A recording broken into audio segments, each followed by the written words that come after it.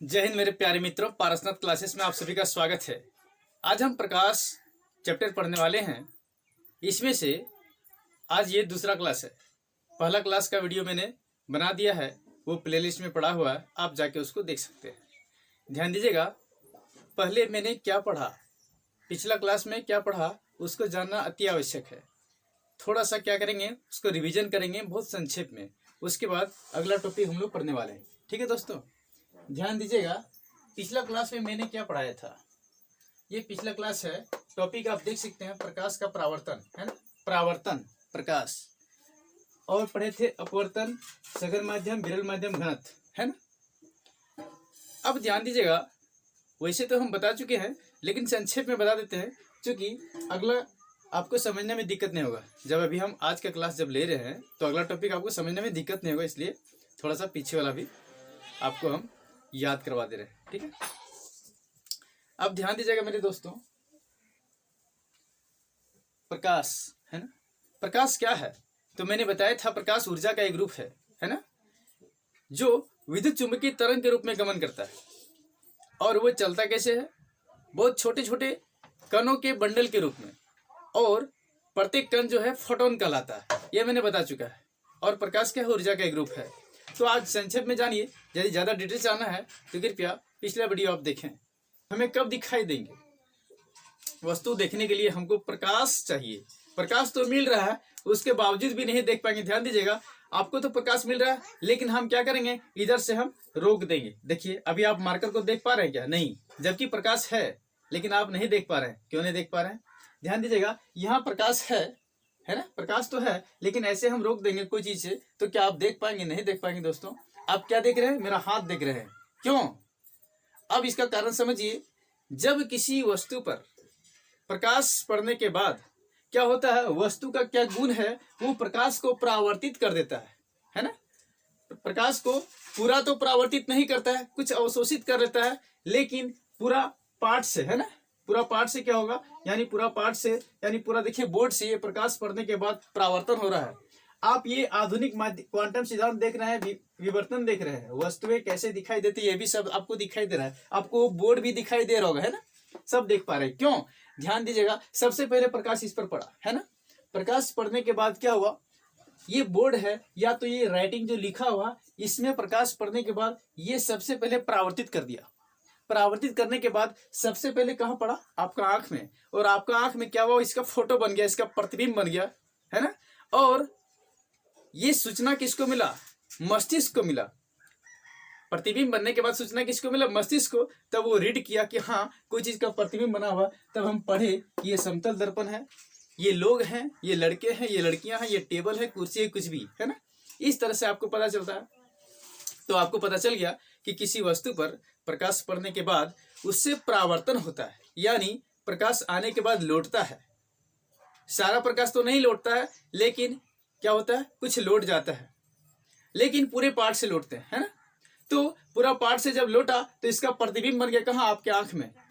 और जिस चीज का प्रतिबिंब बना उसे आप देख लिए। इस तरह से वस्तुएं दिखाई देते हैं। जैसे कि हम घेर देते हैं ऐसे, आपको ये नहीं दिखाई दे रहा। क्यों, क्योंकि इससे जो अभी हम इसको ऐसे हाथ से घेर देंगे, है ना, तो यहाँ से जो प्रकाश, यहाँ तो प्रकाश पड़ा, लेकिन यहाँ से प्रकाश परावर्तन के बाद आपकी आंख में जाना चाहिए था, उसका फोटो बनना चाहिए, लेकिन हम ऐसे रोक दिए। इसका परावर्तन चला गया मेरा हाथ में, तो ये तो नहीं दिखाई दिया। अब क्या हुआ, यहाँ प्रकाश पड़ा और इसका परावर्तन आपके आंख में चला गया, तो इसका फोटो आपके आंख में बन गया, तब आप हाथ देख पाए मेरा। हम इसी तरह से, मतलब जिस वस्तु से प्रकाश परावर्तन के बाद लौट के आपके आंख में पड़ता है ना, तो उसी का प्रतिबिंब बनता है, यानी फोटो बनता है, और आप उस वस्तु को आसानी से देख लेते हैं। आशा करते हैं दोस्तों आपको ये टॉपिक क्लियर हो गया होगा, है ना, ये समझ में आया होगा।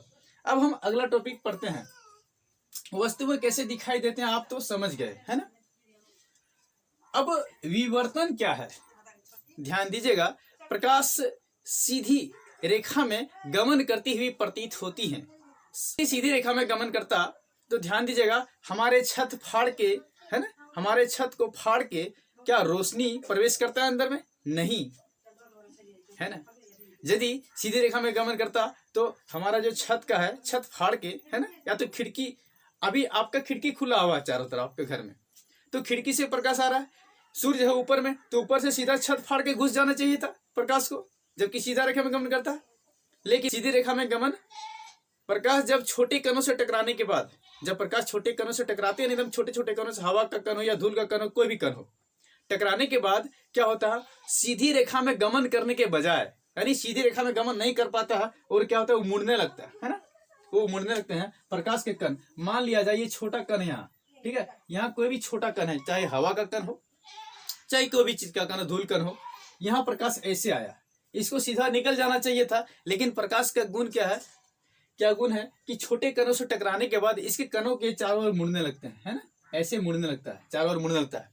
यही तो कारण है जब प्रकाश ऊपर से आया, मतलब मान लिया जाए ये हमारा ये घर बना हुआ, ऊपर में क्या है, छत है, लेकिन छत में क्या कोई छिद्र तो नहीं है, नहीं है, तो प्रकाश फिर घर में कैसे पहुंचा, कैसे आपका जो घर है प्रकाशमान हो गया।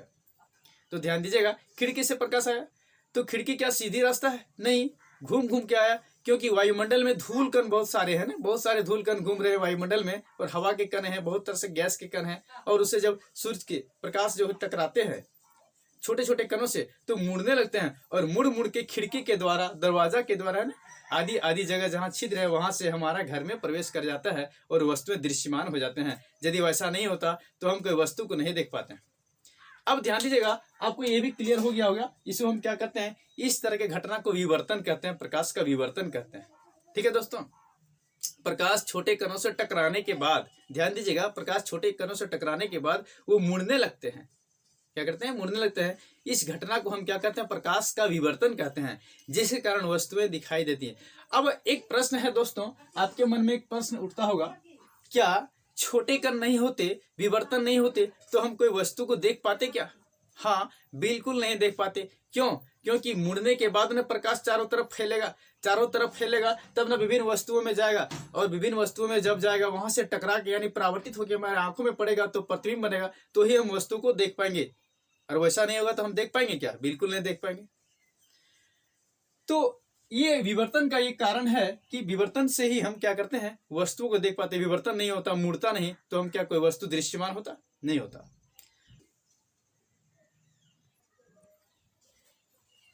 दोस्तों, मान लिया जाए आपको अंतरिक्ष में भेज दिया जाए, है ना, मान लिया जाए कि आप अंतरिक्ष चले गए, तो क्या वहां कोई भी चीज आप देख पाएंगे? नहीं देख पाएंगे। क्यों? क्योंकि वहां क्या नहीं है, वायुमंडल नहीं है। और वायुमंडल का कितना बड़ा भूमिका है आप देखिएगा, वायुमंडल में छोटे छोटे क्या है, धूल कण है, हवा के कण है, बहुत सारे गैस के कण है कि नहीं है। तो वहां जब सूर्य के प्रकाश के जो कण है ना, वो टकराएंगे, टकराने के बाद मुड़ने लगेंगे, मुड़ने के बाद विभिन्न वस्तुओं में पड़ेंगे, पड़ने के बाद क्या है, उसका प्रतिबिंब बनेगा, वहां से परावर्तन के बाद क्या है, आंख में, और प्रतिबिंब बनेगा, और आप उस वस्तु को देख पाएंगे। लेकिन आप अंतरिक्ष में चले जाएंगे तो वहां कोई चीज तो है नहीं, छोटे कण तो है नहीं, टकराएंगे। जब आप अंतरिक्ष में चले जाएंगे तो वहां वायुमंडल तो है नहीं, वहां गैस के कण नहीं मिलेंगे, न ही धूल कण मिलेंगे। तो वहां जब प्रकाश के कण टकराएंगे ना, तो टकराने वाला तो कुछ रहेगा नहीं, तो सीधा कहाँ आ जाएगा प्रकाश, कहाँ आ जाएगा, सीधा जमीन में, यानी पृथ्वी पर। सीधा पृथ्वी पर आ जाने के बाद वहां क्या कोई चीज दिखाई देगा? बिल्कुल नहीं दिखाई देगा। तो आपको यह भी क्लियर हो गया होगा। प्रकाश के आधुनिक क्वांटम सिद्धांत में प्रकाश को न तो तरंग माना गया है और न ही कण माना गया है। इसके बारे में विस्तृत अध्ययन आप उच्च कक्षाओं में करेंगे। आपका सिलेबस में फिलहाल इतना ही था। हम आगे बढ़ते हैं दोस्तों, ठीक है। कुछ इंपॉर्टेंट पॉइंट है जो हम बोर्ड में लिखे हुए हैं, इस पर जरा गौर करेंगे आप। विवर्तन क्या है वैसे तो हम बता दिए, लेकिन मेरा इच्छा क्या है कि बोर्ड में लिख देंगे, शायद आप लोग लिख पाएंगे। प्रकाश छोटे कणों से टकराने के बाद, है ना, मान लिया जाए कोई भी छोटा कण है प्रकाश का, यहाँ से टकराने के बाद क्या सीधे रेखा में गमन करना चाहिए, लेकिन चूंकि वो छोटा कण है और छोटा कण से टकराने के बाद क्या होता है, उसके कणों की ओर चारों ओर मुड़ने लगता है ना, ये मुड़ने लगता है, ऐसे ऐसे मुड़ मुड़ के ऐसे ऐसे जाएंगे, है। तो इसी को हम लोग क्या कहेंगे, विवर्तन कहेंगे, प्रकाश का विवर्तन कहेंगे, ठीक है। तो ये आपका कंप्लीट हो गया। आधुनिक क्वांटम सिद्धांत में प्रकाश को न तो कण माना गया है और न ही तरंग माना गया है, ठीक है। इसके बारे में विस्तृत जानकारी आपको उच्च कक्षाओं में मिलेगा, ठीक है। तो आधुनिक क्वांटम सिद्धांत में याद रखना है इतना केवल आपको, प्रकाश को न तो तरंग माना गया है और न ही कण माना गया है। अब हम अगला पॉइंट गोलीय दर्पण के बारे में जानेंगे। नहीं, गोलीय दर्पण से पहले हम समतल दर्पण को जानेंगे। ठीक है, समतल दर्पण। समतल दर्पण में प्रतिबिंब कैसे बनता है, समतल दर्पण का गुण क्या है ना, ये देखिए समतल दर्पण के बारे में अभी हम समतल दर्पण को देखने वाले हैं। समतल दर्पण, पहले जानिए समतल दर्पण कहते किसे है। ध्यान दीजिएगा दोस्तों, यानी वह दर्पण जिसका परावर्तक पृष्ठ समतल होता है उसे हम क्या कहेंगे, वह दर्पण जिसका परावर्तक पृष्ठ क्या होगा, समतल होगा, उसे हम कहेंगे समतल दर्पण। तो बहुत ही सिंपल है, मान लिया जाए यहाँ एक दर्पण है, समतल है ना, इसका सतह कैसा है, समतल है। एक तरफ हम क्या करेंगे, इसको कलय कर देंगे, एक तरफ क्या करेंगे, कलय कर देंगे। अब क्या है, आप यहाँ खड़ा हो जाइए, यहाँ किसी को खड़ा कर दीजिए। ठीक है, एक व्यक्ति को यहाँ खड़ा कर दिए। अब इसका पहला गुण क्या है, अभी आप देखिए कि समतल दर्पण किसे कहता है, जिसका परावर्तक पृष्ठ समतल हो। परावर्तक पृष्ठ मैंने पिछला क्लास में बताया है, लेकिन फिर भी एक बार देख लीजिए। परावर्तक पृष्ठ यानी प्रकाश यदि इसके ऊपर पड़ेगा ना तो ये लौटा देगा, ऐसे आएगा और ऐसे लौटा देगा, इसी को कहेंगे परावर्तक पृष्ठ। और परावर्तक पृष्ठ नहीं रहेगा तो वो क्या करेगा, सोख लेगा। जैसे कि ये जो है बोर्ड पूरा पूरा प्रकाश नहीं लौटा रहा है, क्योंकि ये अपारदर्शी है, पारदर्शी तो नहीं है। ध्यान दीजिएगा, ये बोर्ड जो है प्रकाश को क्या करेगा, लौटाने नहीं सकेगा, पूरा क्या करेगा, अवशोषित कर लेगा। ठीक है, लेकिन ये उच्च कोटि का पॉलिश किया हुआ है, इसका परावर्तक पृष्ठ बहुत ही क्या है, मजबूत हम कह सकते हैं। ठीक है, बहुत ही पावरफुल है इसका परावर्तक पृष्ठ, इसको कलय किया हुआ इधर, तो ऐसे प्रकाश आने के बाद ऐसे लौटा देगा।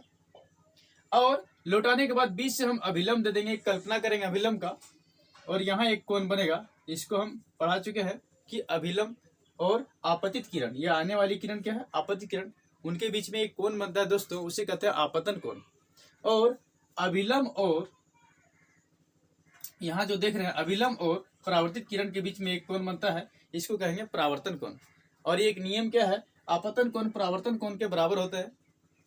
तो आपतन कोण परावर्तन कोण के बराबर होता है। दूसरा नियम क्या है, आपतित किरण, परावर्तित किरण और अभिलंब तीनों एक ही बिंदु में होते हैं। देखिए तीनों एक ही बिंदु में है ना। तो समतल दर्पण का क्या करेंगे, कुछ हम गुण के बारे में चर्चा करेंगे। समतल दर्पण का गुण क्या है, ध्यान दीजिएगा। समतल दर्पण में जितना दूरी पर हम होते हैं, दर्पण के पीछे उतना ही दूरी पर आपका फोटो बनेगा।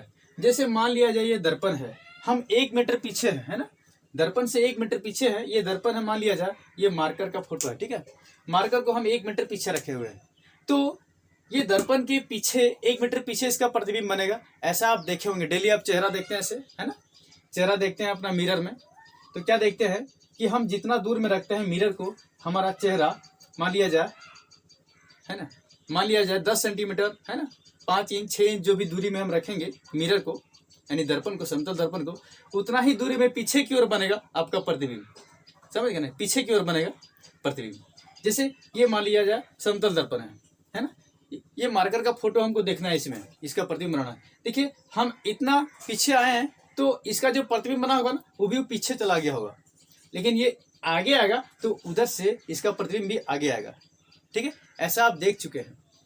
ये पहला गुण हो गया कि जितना दूरी में वस्तु रहता है उतना ही दूरी में समतल दर्पण में दर्पण से पीछे, दर्पण के पीछे की उसका फोटो बनता है, यानी प्रतिबिंब बनता है। ये पहला गुण हो गया। अब प्रतिबिंब बनता कैसा है, आभासी बनता है और सीधा बनता है। आभासी यानी काल्पनिक, है ना, जिसको हम पर्दे पर प्राप्त नहीं कर सकते हैं, वह प्रतिबिंब क्या कहलाता है, आभासी प्रतिबिंब।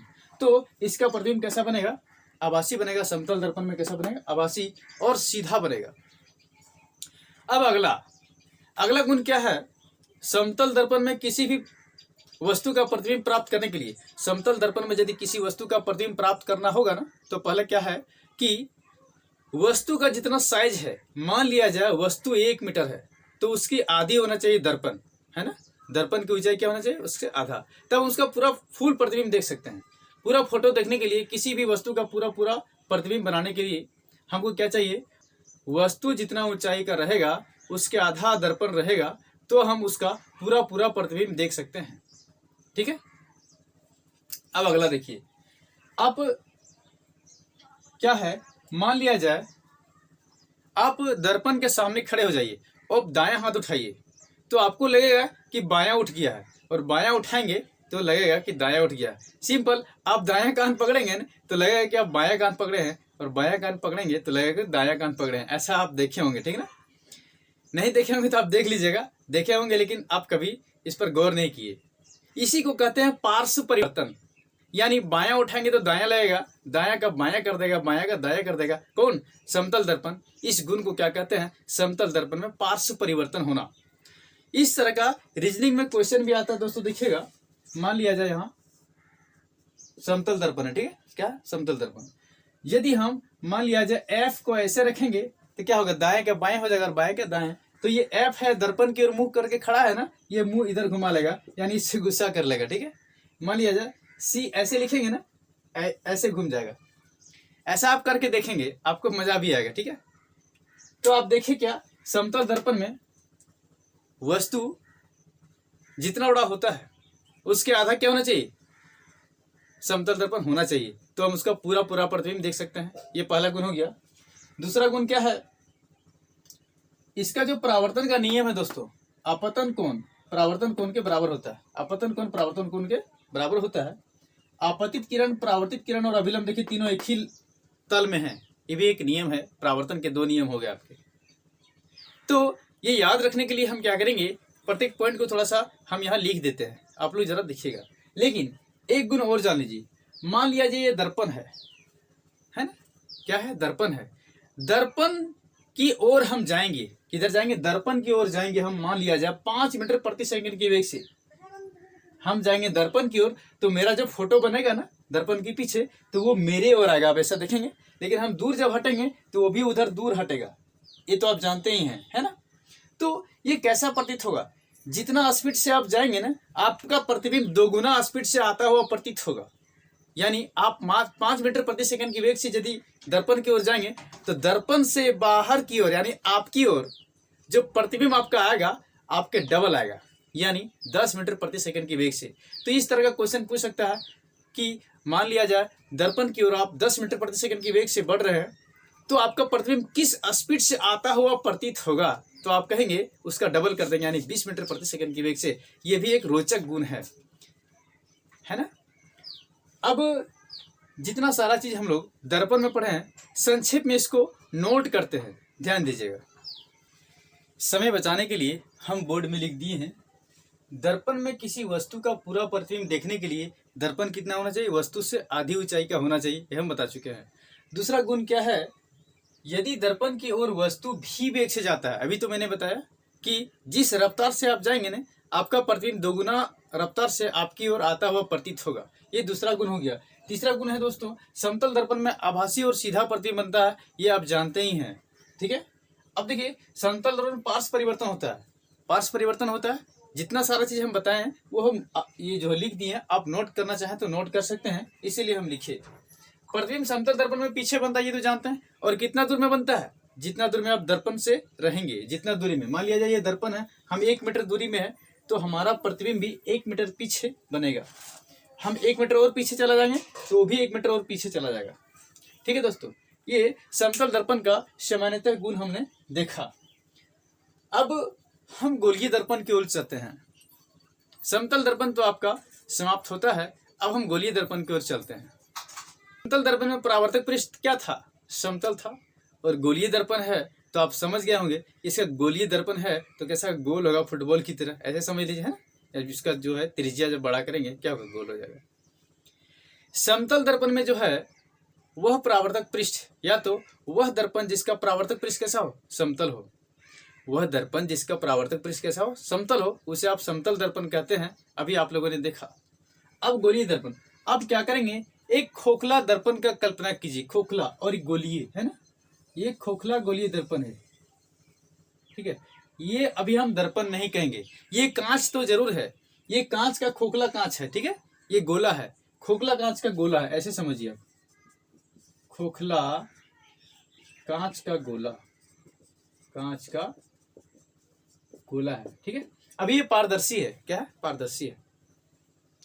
अब ध्यान दीजिएगा, ये बाहर की तरफ सतह क्या है, उभरा हुआ है। निकला हुआ मतलब देखिए, ये उभरा हुआ, ये गड्ढा है मतलब धसा हुआ, वक्रित, इसको हम लोग वक्रित कहेंगे। ठीक है, इस तरह का भाग को हम लोग क्या कहेंगे, अपना हाथ में ही सर आपका दर्पण आपको समझ में आ जाएगा, कभी दिक्कत नहीं होती। सबसे पहले समझिए, वक्रित मतलब टेढ़ा यानी घुमावदार। देखिए ये जो दर्पण बना है ना, गोलीय दर्पण, ये घुमा हुआ है पूरा इस तरह से, है ना, घुमा हुआ है ना, इसीलिए इसको कहते हैं गोलीय दर्पण, है ना। यानी जिस दर्पण का परावर्तक पृष्ठ, ध्यान दीजिएगा, अभी इसका परावर्तक पृष्ठ नहीं है, चूंकि इसको हम पेंट नहीं किए हैं और इसमें लाइट टॉर्च मारेंगे, इस पार से उस पार हो जाएगा, तो अभी ये दर्पण का काम नहीं करेगा। तो हम क्या करेंगे, इसको हम पेंट करेंगे, है ना, क्या करेंगे, इसको हम पेंट कर देते हैं। ध्यान दीजिएगा, हम बाहर की ओर पेंट किए हैं, है ना, यहां से इसको हम काट देंगे, ऐसे काट दिए, इसका 2 टुकड़ा निकलेगा। जब ये खोखला को हम काट दिए, इसका कितना टुकड़ा निकलेगा, 2 टुकड़ा। तो एक टुकड़ा को हम ऐसे लिख देंगे, है ना, देखिए एक टुकड़ा हम ऐसे रख दिए और एक टुकड़ा ऐसे रख दिए। ठीक है दोस्तों, इसको हम काट के देखिए अवतल और उत्तल कैसे बनाएंगे। अभी आप क्या किए, खोखला कांच ले लिए, है ना, और हम क्या करेंगे, एक तरफ पेंट कर देंगे बाहर की ओर। देखिएगा पेंट कहाँ किए, उभरा सतह में, यानी निकला हुआ सतह। ये देखिए उभरा सतह है और ये गड्ढा हुआ वाला जो सतह है, धसा हुआ सतह है। तो ध्यान दीजिएगा, हम बाहर की ओर पेंट कर दिए और एक में अंदर की ओर पेंट कर दिए। ठीक है, अब ध्यान दीजिएगा, परावर्तक पृष्ठ किसे कहते हैं, यानी जिस पर प्रकाश पड़े, यानी वह चमकीला सतह जिस पर प्रकाश पड़ने के बाद वो लौटा दे, उसी माध्यम में क्या करे, परावर्तित कर दे, उसे हम परावर्तक पृष्ठ कहेंगे, है ना। तो यहां हम पेंट कर दिए हैं, अब यहां से ऐसे प्रकाश आएगा ना, तो ऐसे पास नहीं करेगा, ऐसे लौट जाएगा, यानी ये परावर्तक पृष्ठ बन गया, तभी तो लौटा दिया। अब यहां देखिए, इसको हम बाहर की ओर पेंट किए हैं, तो इधर से तो प्रकाश नहीं देंगे, हम प्रकाश इधर से देंगे, ऐसे ऐसे प्रकाश जब पड़ेगा ना, तो ऐसे लौटा देगा। तो आप देखिए परावर्तक पृष्ठ का कमाल, कि प्रकाश अपने ऊपर पड़ने पर वो क्या करता है, परावर्तित कर देता है, उसी माध्यम में लौटा देता है। इसे हम क्या कहेंगे, परावर्तक पृष्ठ। तो ये फिलहाल परावर्तक पृष्ठ बन चुका है। ये कहाँ से बना, ये खोखला कांच से बना, और इसी को हम अंदर और बाहर पेंट कर दिए। अब इसीलिए तो इसको गोलीय दर्पण कहते हैं, क्योंकि ये पूरा गोल है। क्या है, गोल है।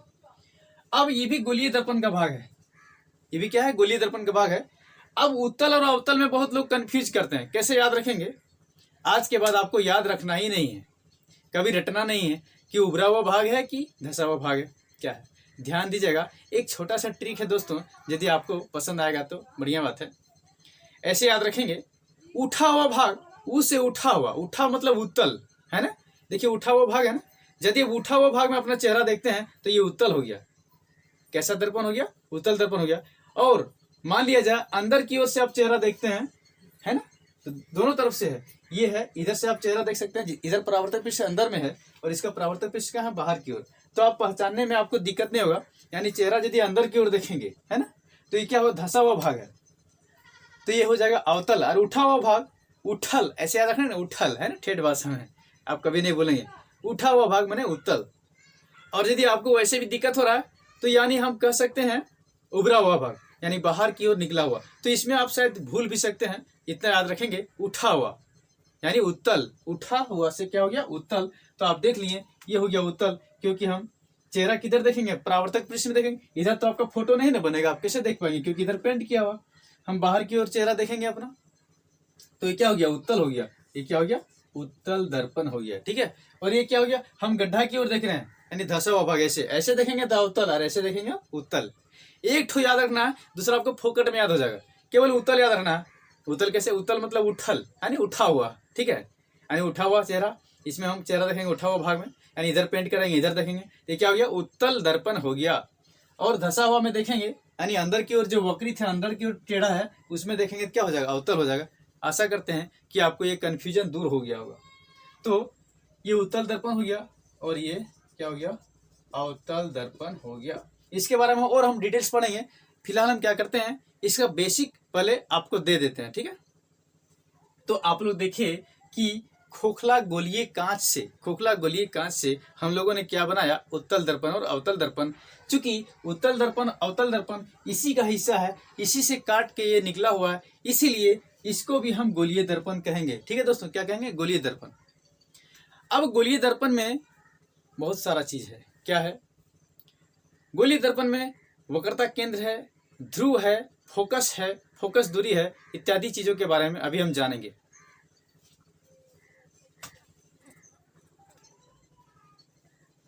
देखिए मित्रों, आप चाहें तो इसे नोट कर सकते हैं। अभी हम जो चीज आपको पढ़ाए हैं वही चीज बोर्ड में लिख दिए हैं। तो ये क्या लिखा है? गोलीय दर्पण, यानी जिसका परावर्तक पृष्ठ के साथ गोलीय हो, अभी आप लोग समझ चुके हैं। और अवतल दर्पण में परावर्तक पृष्ठ के साथ ना अंदर की ओर वक्रित होना चाहिए, है ना। ये अवतल दर्पण है। देखिए ये अंदर की ओर वक्रित है, इसका परावर्तक पृष्ठ, इसलिए ये परावर्तक पृष्ठ है, क्योंकि यहाँ प्रकाश पड़ने के बाद इसको लौटा देगा, इसलिए ये कैसा कहलाएगा? ये हम कह सकते हैं अवतल दर्पण। और उत्तल में क्या है? बाहर की ओर वक्रित रहेगा। देखिए अंदर की ओर पेंट कर दिए हैं तो बाहर की ओर है वक्रित है, यानी उठा हुआ भाग, इसको हम क्या कहेंगे? उत्तल दर्पण। ठीक है, आप इसको लिख सकते हैं। तो ये हम बता दिए, आप इसको चाहे तो नोट कर सकते हैं।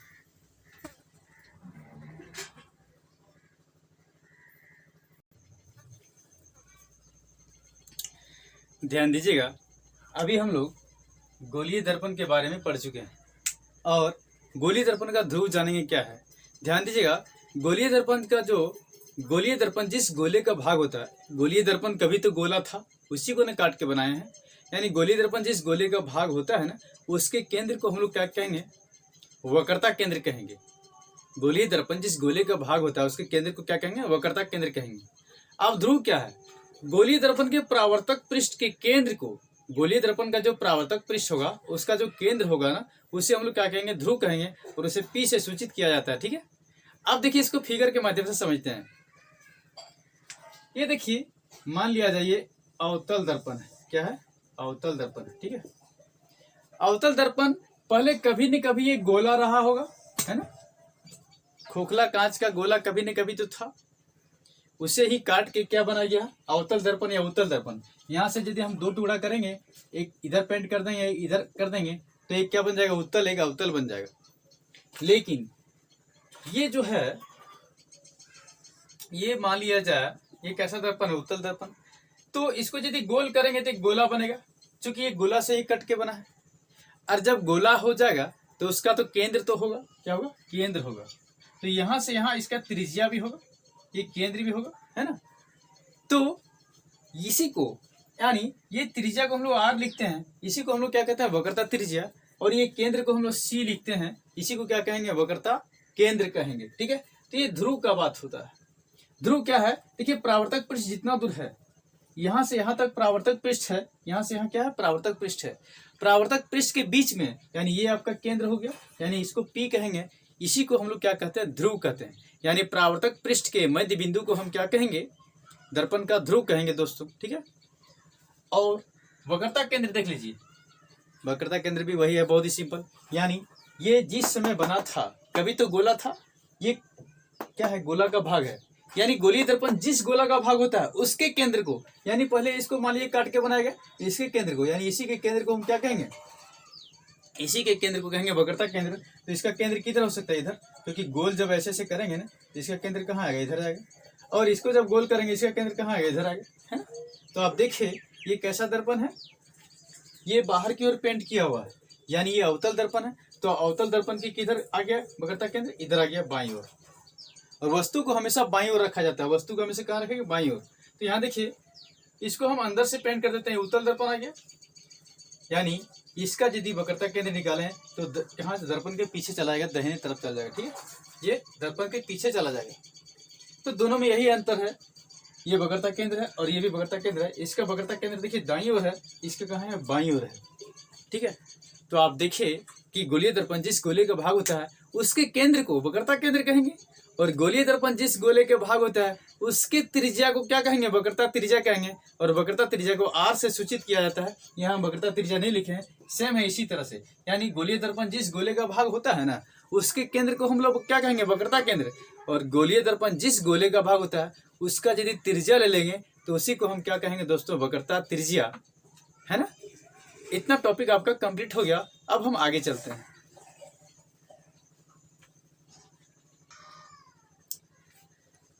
अब देखिए आगे दोस्तों, इसको हम क्या करते हैं? बाहर से पेंट कर देते हैं। जैसे ही बाहर से पेंट किए, यानी इसका जो है परावर्तक पृष्ठ इधर हो गया, परावर्तक पृष्ठ यानी धंसा हुआ हो गया, गड्ढा वाला भाग हो गया, इसलिए अवतल दर्पण बन चुका है।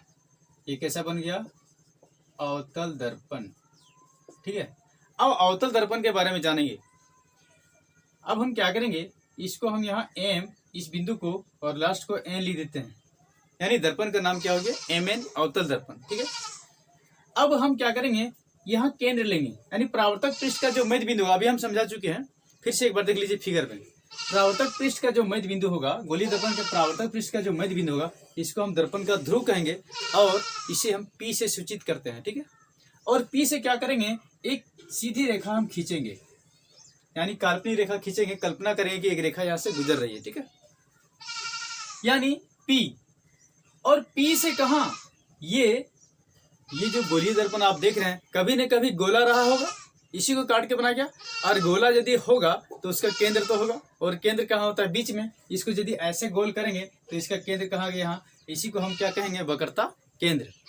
और ध्यान दीजिएगा, वक्रता केंद्र और ध्रुव से, इसी को हम क्या कहेंगे? दर्पण का ध्रुव। वक्रता केंद्र और ध्रुव से जो मुख्य अक्ष गुजरती है, जो मुख्य रेखा, इसी को हम लोग कहते हैं मुख्य अक्ष, यानी प्रिंसिपल एक्सिस। ठीक है, इसको हम क्या कहते हैं? मुख्य अक्ष। इसका नाम है मुख्य अक्ष। इसी को हम लोग प्रधान अक्ष भी कहते हैं, प्रधान अक्ष। इसी को प्रिंसिपल एक्सिस कहते हैं।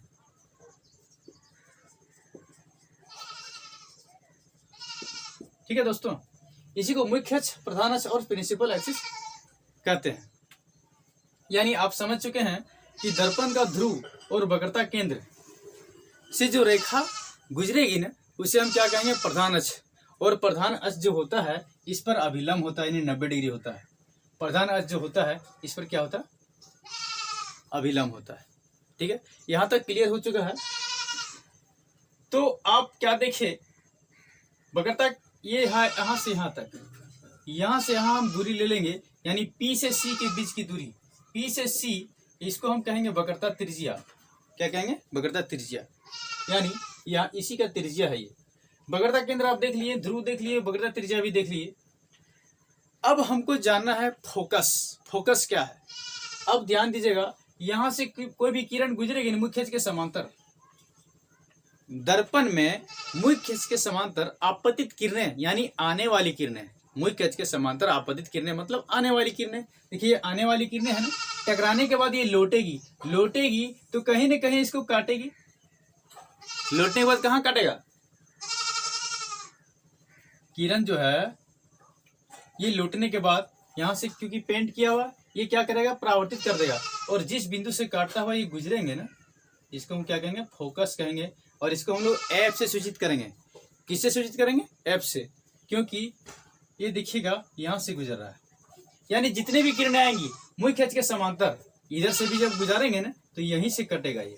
ठीक है, आप जितना चाहे किरण खींच लें, मुख्य अक्ष के समांतर गुजरने पर कहाँ से वो गुजरेंगे, यानी मुख्य अक्ष के जिस बिंदु से होकर गुजरेंगे उसे हम क्या कहेंगे? फोकस कहेंगे। तो आप लिख सकते हैं फोकस।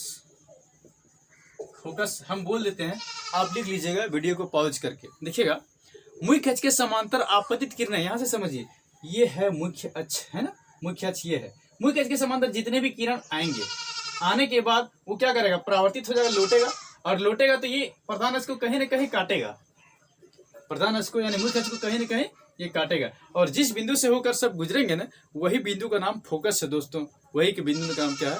फोकस है। जब आप फोकस समझ चुके हैं तो आप फोकस दूरी समझ जाएंगे। ध्यान दीजिएगा, पी और एफ के बीच की दूरी को फोकस दूरी कहते हैं, यानी पी से एफ के बीच की दूरी को क्या कहते हैं? फोकस दूरी। और इसे हम छोटा एफ से सूचित करते हैं। आप लिख सकते हैं इसको फोकस दूरी, फोकस दूरी।